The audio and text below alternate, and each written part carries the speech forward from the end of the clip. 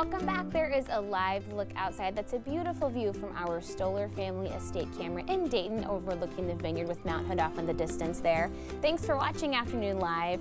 There are all kinds of fascinating and bizarre creatures living along the Pacific coast. If you know where and how to look, there is so much to discover. Here to share more, we welcome back the author of Let's Explore the Beach, Karen DeWitz. It's great to see you. Hi, thanks for having me back. Your book is so fun and it has so many gorgeous photos, which you took every single one, right? I did. Oh my gosh.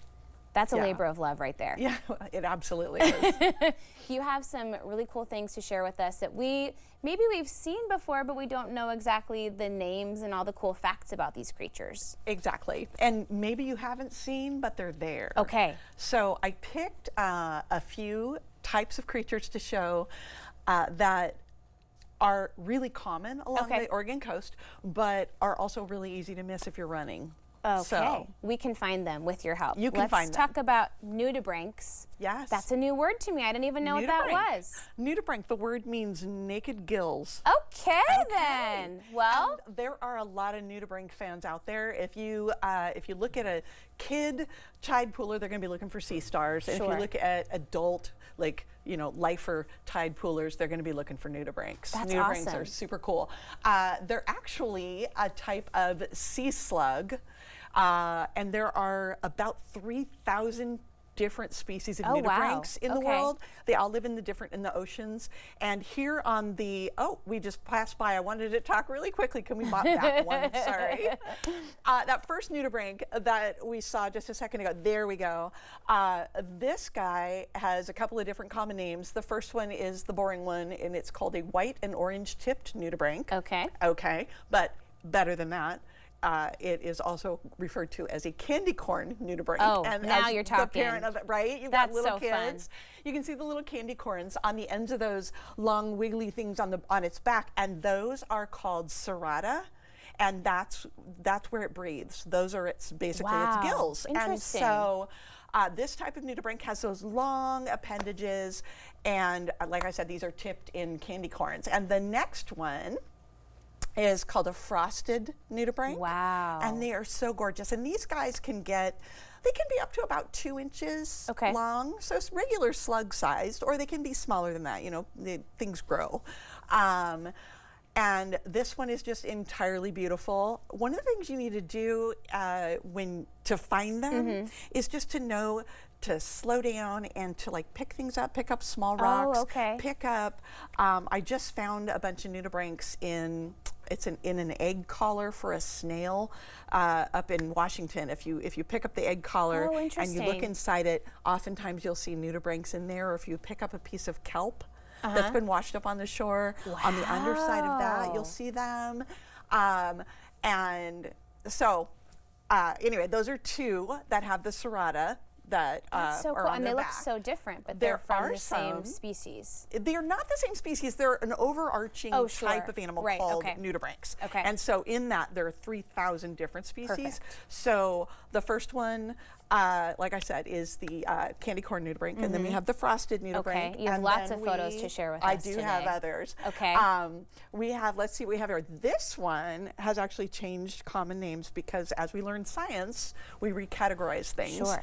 And this one is called a thick-horned nudibranch, and it used to be called, and there are some that are similar to this, that are called opalescent. And if you're looking at this picture, there's a sea anemone down and to the right, and the thing with the long orange strands on it, it looks like it has almost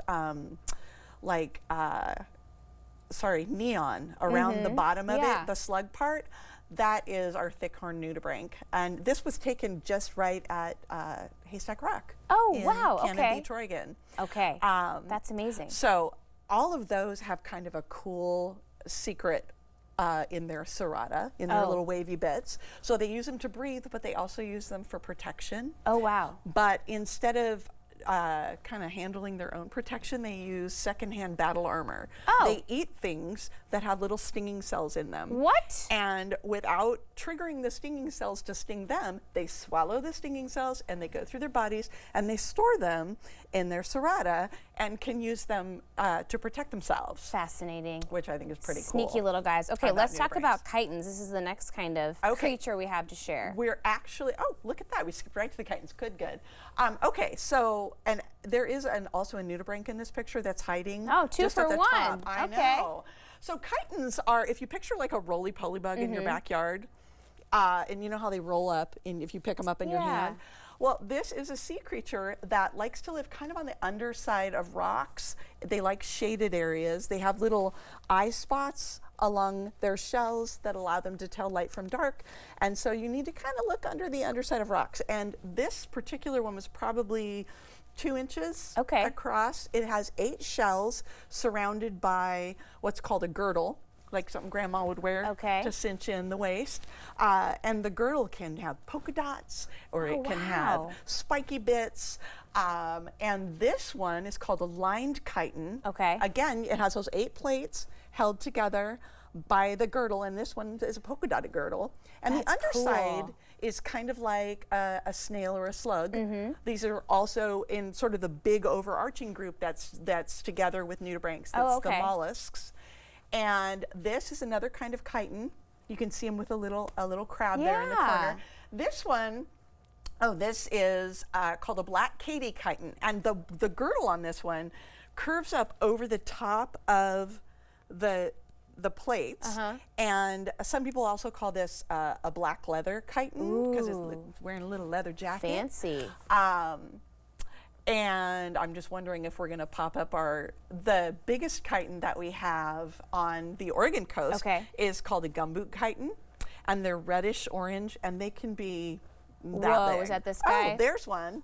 And this one, the girdle goes all the way over the top of the plates. It looks like a rock. It looks like a rock, and this is my big old size 9 shoe next to a gumboot chiton, which I think is just super cool. And if you see a gumboot chiton or any kind of chiton, you're really likely to see another one. All of these creatures tend to live where others of their types are. So once you see one, look around. You probably get to see another one. They like to hang out. And if we have 1 minute left, can you tell us a little bit about sea cucumbers as well? Okay, we got sea cucumbers, which I think is hilarious that somebody decided this orange frilly thing in the middle should be called a cucumber. Because the frilly parts are its tentacles, and those are covered with slime, and they kind of just float all this different floaty dead stuff that's in the water. It sticks to their mucus that's on those tentacles, and they suck it into their mouth.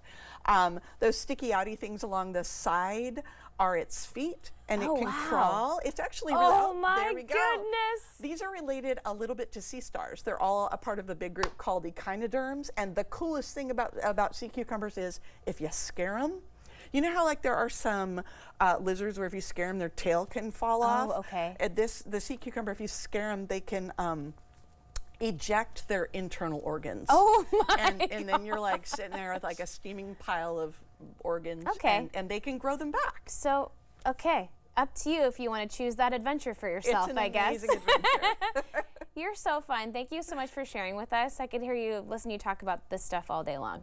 Thank you for having me back. All right, Karen's book again is Let's Explore the Beach. We'll have more information on our website at katu.com. We'll be right back with more Afternoon Live right after this.